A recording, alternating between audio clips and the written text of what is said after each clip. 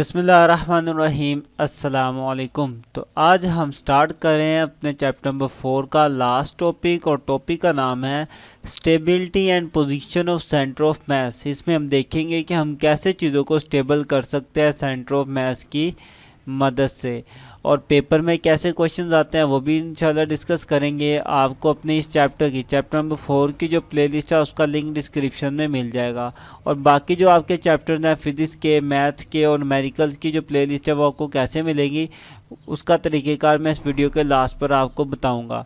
अगर आपको मेरी वीडियोस अच्छी लग रही है तो आपने इनको लाइक करके फिर शेयर लाजमी करना है दोस्तों के साथ, और कमेंट करके मुझे बताना भी है कि आपको कैसा लगा। कोई क्वेश्चन हो तो वो भी आप मुझे कमेंट लाजमी किया करें।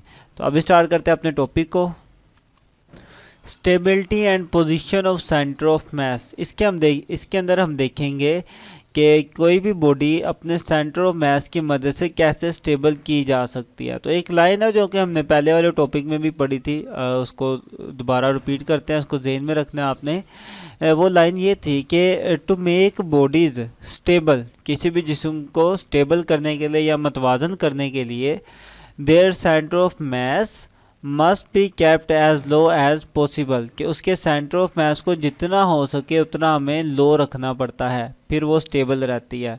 अच्छा, मैंने सेंटर ऑफ मास के अंदर ब्रैकेट में सेंटर ऑफ ग्रेविटी लिखा है, तो एक ही बात है, अभी के लिए एक ही बात है कि सेंटर ऑफ मास को आप नीचे से नीचा कर लो, यहाँ पे सेंटर ऑफ ग्रेविटी को देखें।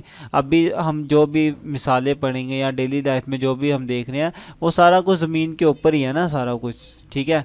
और ज़मीन की ग्रेविटी तकरीबन हर जगह सेम रहती है, ठीक है। तकरीबन ज़मीन के करीब करीब की बात हो रही है, थोड़ा बहुत फ़र्क आ जाता है।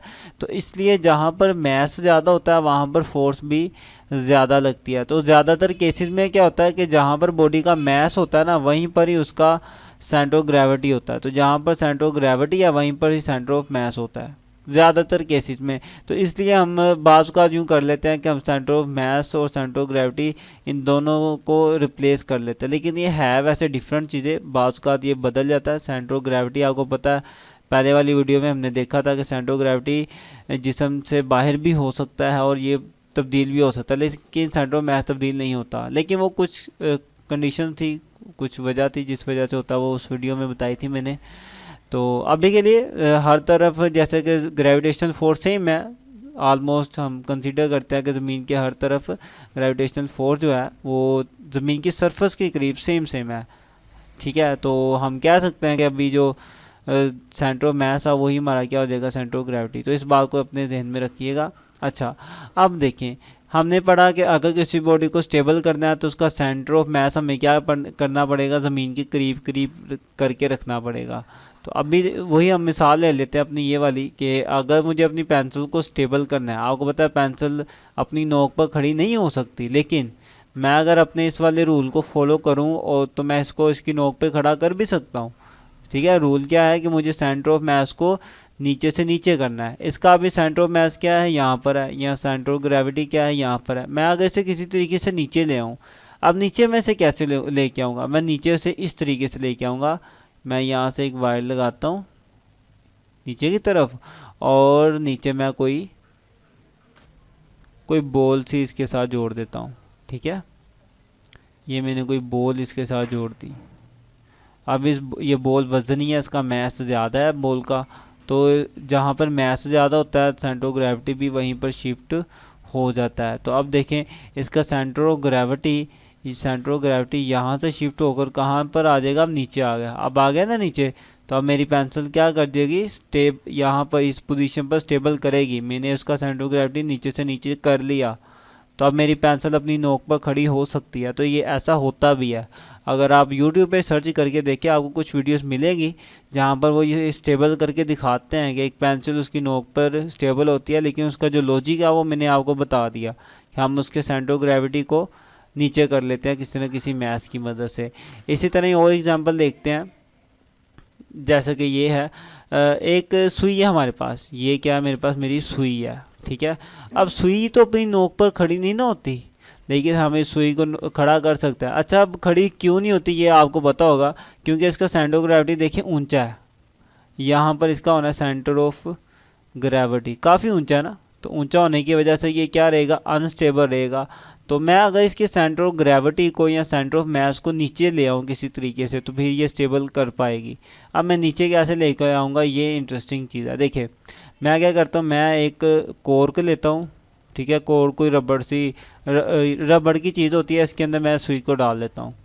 ये मैंने कोर्क के अंदर सुई को डाल दिया। अब मैं क्या लेता हूँ, मैं अपने कांटे ले लेता हूँ। एक ये कांटा मेरे पास और एक मेरा ये कांटा है, ठीक है। कांटा आपको पता है जिसे खाना वगैरह खाते हैं आप, फल वगैरह खाने के लिए भी इस्तेमाल होता है ये। तो मैं इस कांटे को पकड़ता हूँ, इस कोर के अंदर इसके नोकों को धंसा देता हूँ।